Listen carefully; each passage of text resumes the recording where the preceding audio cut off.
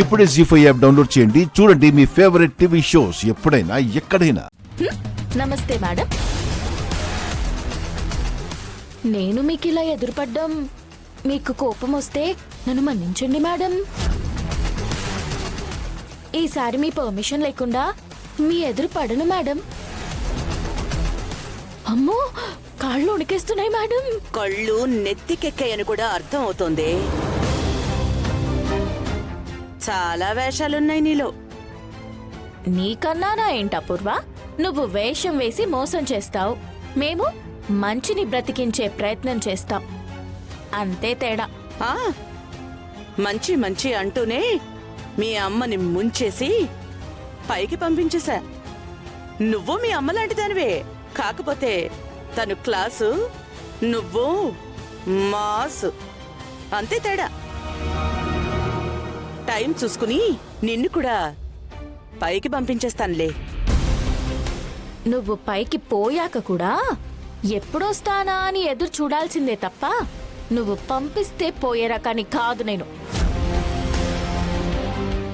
మా అమ్మ కూడా నువ్వు మంచిదానివనుకుంది కనుక నీ చేతుల్లో అమాయకంగా చచ్చిపోయింది.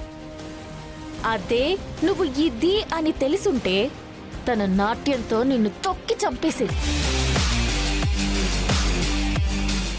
ఇంత గ్యారంటీగా ఎలా చెప్పగలుగుతున్నానని అడగవే. అడగడానికి కూడా భయమేస్తుందా పూర్వ మేడం? చెప్పవే, చెప్పు.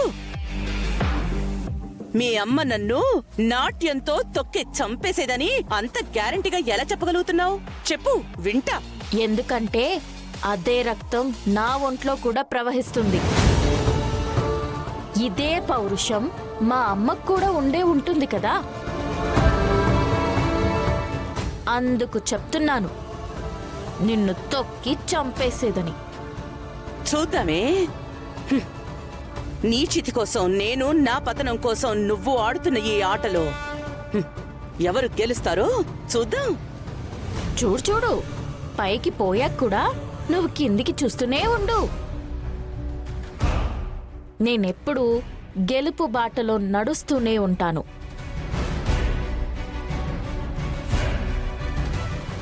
ఎందుకంటే నేను శోభాచంద్ర కూతుర్ని.